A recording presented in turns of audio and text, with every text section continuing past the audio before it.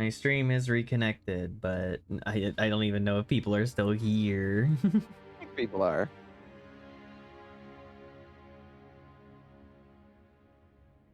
I don't know where to even send folks. Nobody's really.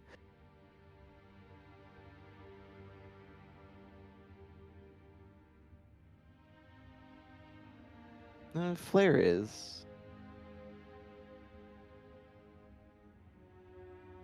Thank you, Furry333, for the follow, even though I wasn't live. Hello again, Troop of Llama.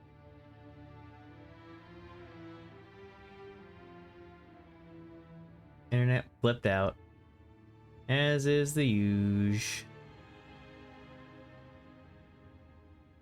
Oh, it killed the stream together. Ah, that's fine. Yeah, it does that.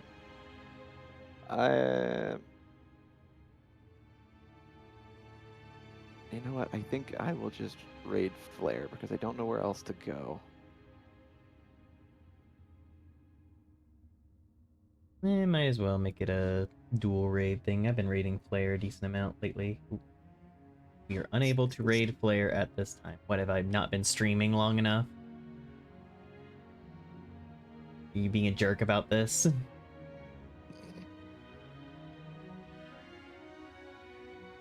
We could talk for a minute or two and then. Yeah, I think Twitch is freaking out a little bit because it thinks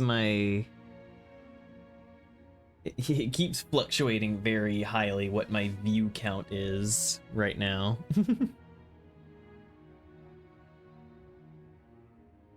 Hi, furry. Uber. Thank you to everyone who has been here through both Reach and the whole series. Yeah, we went through all the Halo games. It's a series very, very dear to my heart.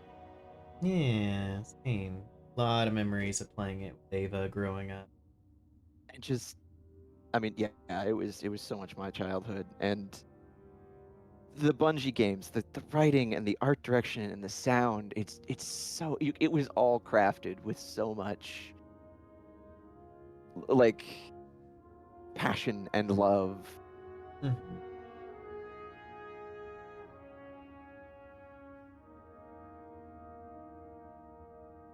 And to take And something such that was style. like from like the first game, which had like loose lore, Yes.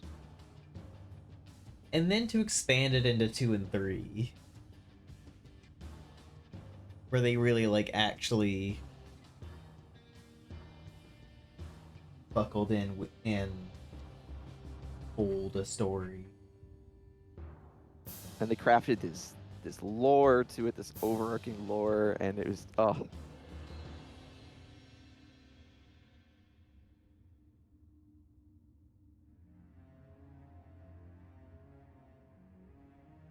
And I know there is people have mentioned Cursed Halo, which I've never actually played.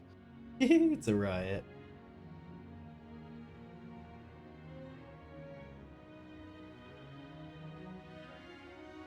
The best grenade is always the pocket warthog.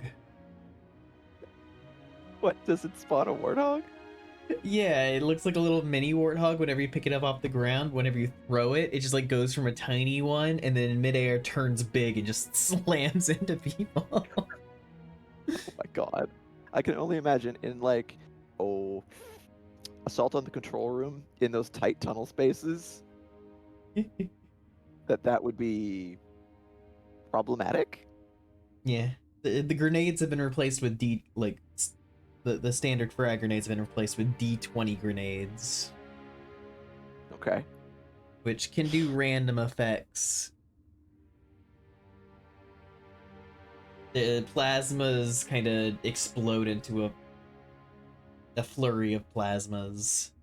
Favorite gag of the game is that at the start you shoot yourself because the barrel. Yeah, because what? It's the throwing pistol. Yeah. The pistol's like pointed towards you, and if you shoot it the normal way, it just shoots you. Like, chuck it at people. Isn't that the one with the like stretch warthog? Oh yeah, it's got the stretch warthog, it's got the like motorcycle warthog. Got all kinds of variants. It's got the like really gigantic warthog. So if someone's in the turret, they don't look like they fully their legs reach the ground. A lot of Minecraft weapons. Bow and arrow, a diamond axe, diamond sword. God. A lot of Minecraft potions and TNT block. TNT block is another grenade. Potions also count as grenades, but half the time I try and avoid them just that my grenade list is not as inundated. Yeah, not as cluttered. The wobbly sniper. Okay, I have seen footage of the wobbly sniper. There's also some of the scorpions. I believe there are a few variants. One of them is that it has 2 tank barrels, but they both point like diagonally in opposite directions. That sounds awful. Will you play Mass Effect 5? I have no idea what to expect from Mass Effect 5, or if it's called Mass Effect 4, because Andromeda was kind of a spin-off. But I would like to play it because I very much love the Mass Effect series. I did, and I played the first 3, and I never actually played 4. Andromeda. Yeah. Yeah, I won't say that you missed too much. Like there are a few characters from it that I look back on fondly, but there were a lot of missteps with Andromeda.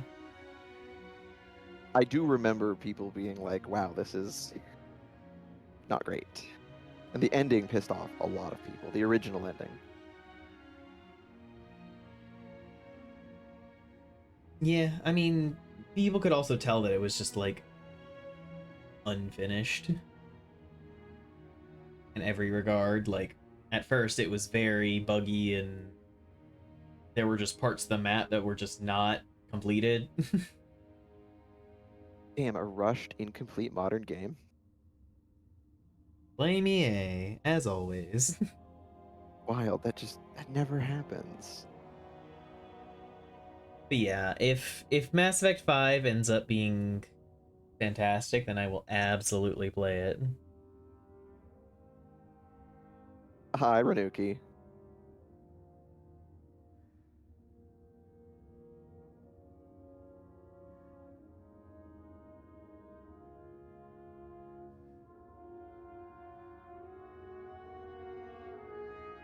Hit the whip. The dog hit the whip. I mean, I'm also the person who looks at Mass Effect and it's like, why the fuck do I always have to play as a human? I mean, I get it in like the first trilogy. It was like, hey, you're playing very specifically as the first human Spectre. This storyline needs you to be human. But Andromeda, it felt less necessary. It would be us who are like, can I play something other than human? But that's the thing. In like the Mass Effect 3 multiplayer thing that they had, they let you play as the other races. So you got to play as like Turians and Krogan and Asari and all that, and it's like, you know how much people like the alien races from this series. Why would you not give them the option to play as them? I didn't know that. Yeah. Andromeda also had a multiplayer in which you were allowed to play as the other races again. I know because I almost always played as a Krogan Vanguard. Yep, that sounds like something you would do. What can you tell us about the Brunch Bunch RPG and upcoming cool stuff? I mean, only Snow knows what's coming in our D&D campaign. I predict.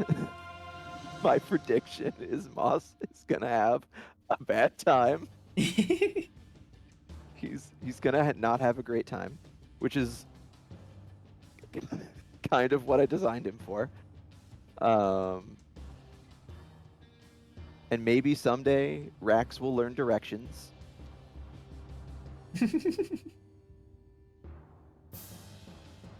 Otherwise, it's not really the brunch bunch, but like Yeah, fluff. we'll end up creating a like group name for the D&D party. Yes, we do need to come up with one. Otherwise, Fluff is starting a D&D campaign that I will be part of, along with Coffee Fox, Cloudy Winter, and Alistance. But that's not fully the Brunch Bunch. That's a separate D&D thing that I'm just happen to be a part of. That's upcoming.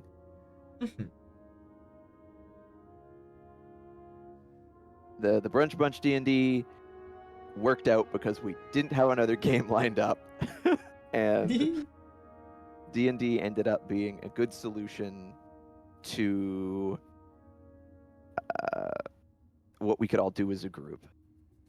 Let me see here. Let me see what this is, Renuki.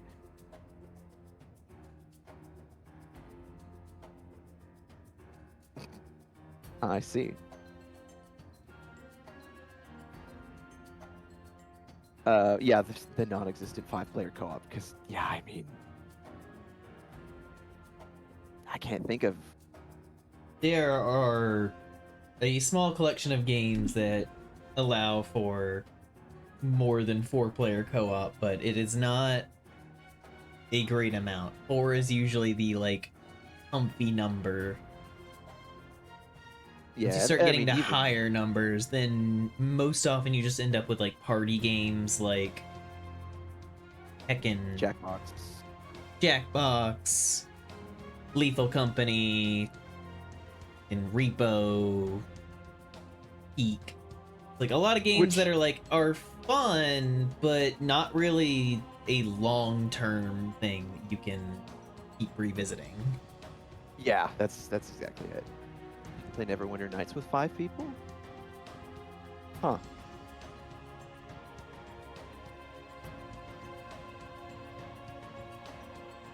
And plus, with D&D, it allowed us to be creative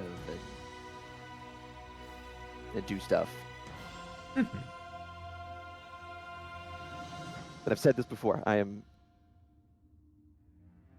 real impressed with Cal embracing it like he has. I'm real happy about that. Yeah. I think he always had it in him. It was just always one of those things that he never specifically talked about it, so we didn't really know that was a thing that he wanted. Yes. And he's comfortable with us, so we made it possible.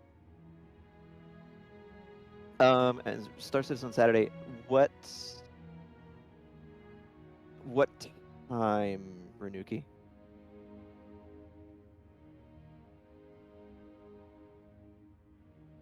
Or you could DM me about it. That works too.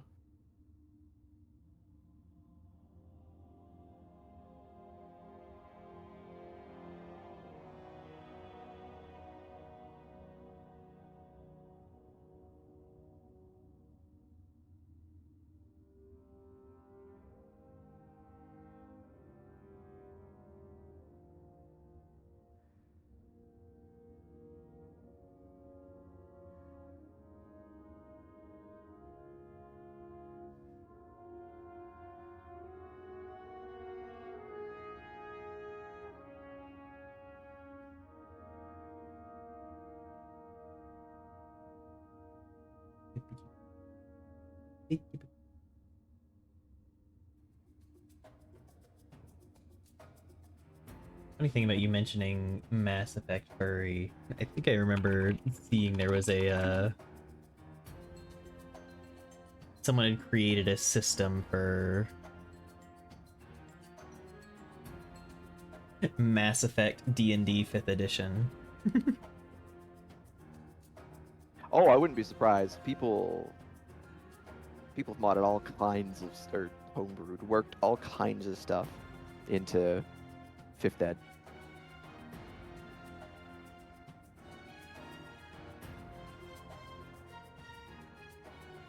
An RPG in VR with people. Interesting idea, Shoko. I do know there are worlds for things like Dungeons and Dragons and things like that, tabletop stuff. Hmm. I just don't know how effective it actually is in the moment because I have like 30 different windows that I'm constantly flipping between and a real life thing that I'm looking at occasionally and Or a big round of Friends of Werewolf. That would be fun too. also I take notes off to the side like for things like initiative order and Oh yeah, no, of course.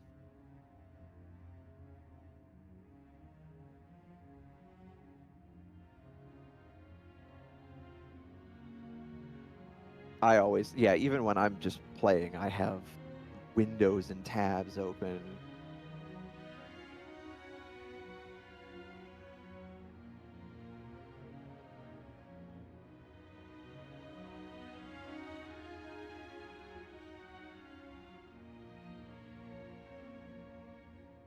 Apocalypse. Interesting. That's an interesting idea, Shoko, definitely. we don't have this shared chat up right now, Yeah, so I and can't. Shoko was talking about a better schedule because you want to play some RPG in VR with people. Yeah, for VR, powered by the Apocalypse games work. Yeah. 2D6 system. Yeah.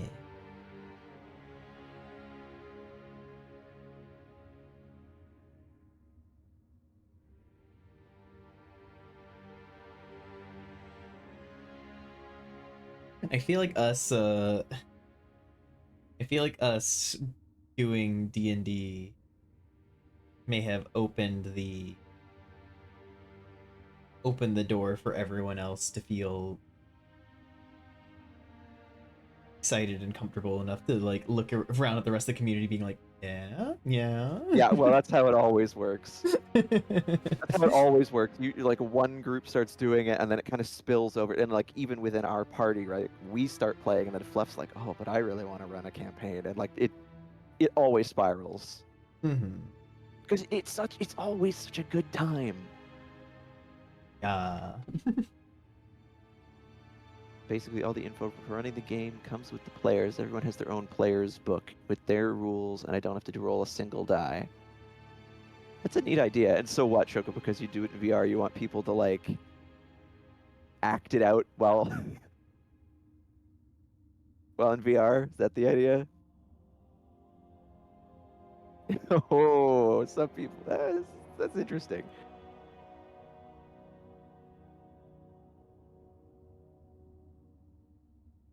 I know Fluff is doing that one for the Brunch Bunch one.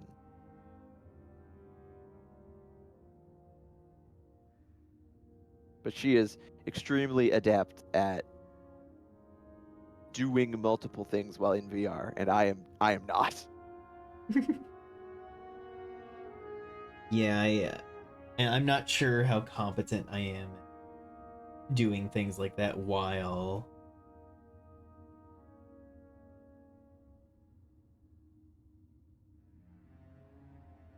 whenever I'm doing tabletop stuff. Most of the time I'm just focusing on what's happening. That was I actually have to make a really conscious effort when we're doing it not to just like open other tabs and do other things. I'm just like, nope. Just focus.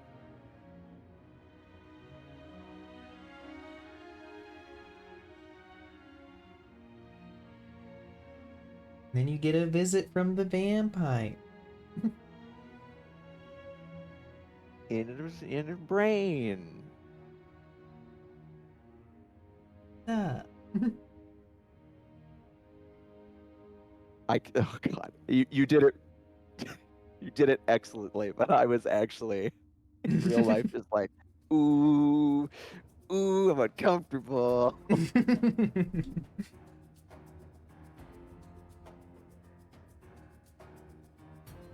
That's what I dread about playing on desktop. So many distractions. People are often tired from work and are already scatterbrained, trying to catch up with the day. Yeah, it's. I have to make a very conscious effort to just only have my necessary tabs and focus.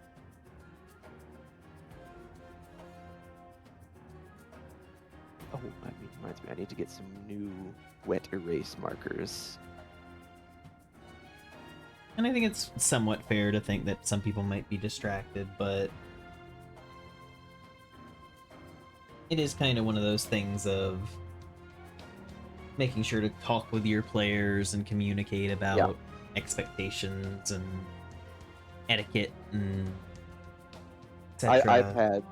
I've had campaigns in the past where somebody gets booted because they're just, we're sitting at the table and they're like on their phone, not paying attention. And that was in real life, so it's even easier digitally to fall into that. Not anyone's fault. We all live lives and have obligations. Yeah, that is true, Shoko. But I mean, if you agree to do a thing, then like, everybody agreed to be there. Yeah, it's one of those things where it's like everybody did a commitment thing to be there and be in place to do the thing. And if someone is spending the entire time looking at their phone or other things without like a really good excuse as to why, it is the kind of thing of like, maybe we need to have a conversation about this. Yeah, a very infamous incident from my past was a party we had where we were doing this one online. And one of our friends, like we could see in Steam, he had a game open and we were trying to do like role play stuff. And it was like, okay, so like what's the party doing? And we're like moving along and investigating things, and someone's like, what about you? Like, what's your character doing? He was just like, oh, I follow everyone else. And our DM was already annoyed with him at that point, and he just like, he just snapped at that point. He was just like, all right, you know what? Like, you're done. You're out. We're not doing this.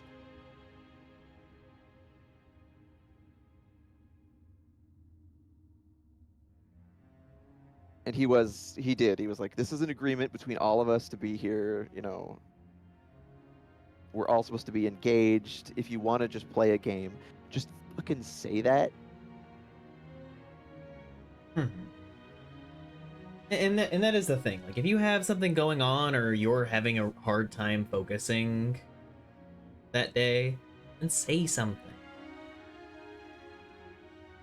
People are willing to like give you like cut you some slack for a session where they allow you to like maybe sit back a little bit or even understand and maybe potentially postpone, though I know oftentimes it's not super viable to do so because there are some people who get even less of a consistent schedule than we have.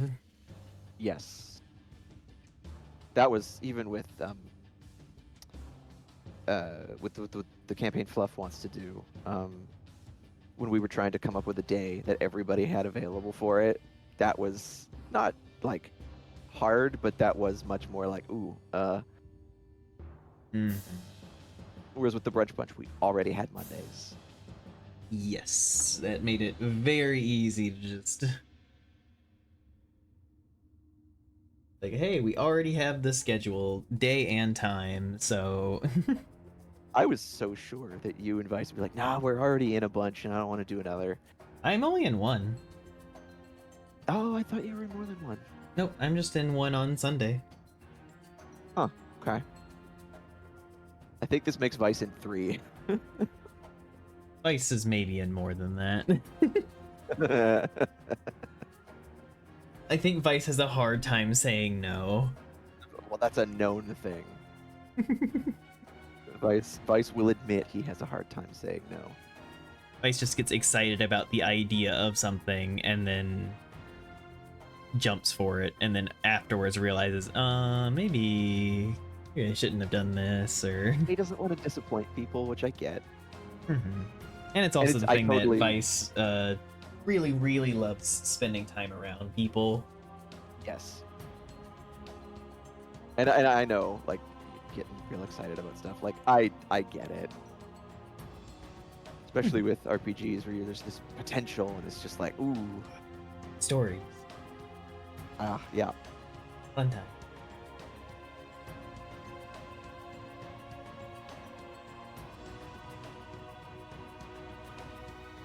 Although as it is quite late, so I think I will raid. Yes. It should be long enough now that I can actually raid it. Did it work? It did work. Thank you everybody again for being here through all of this. We do appreciate it. It's been a journey. Mm-hmm. Hope you all take care of yourselves. Have a good day or night, depending. Yes.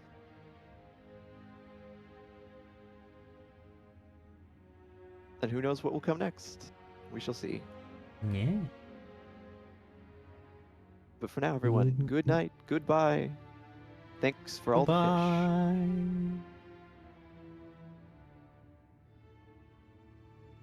I should probably actually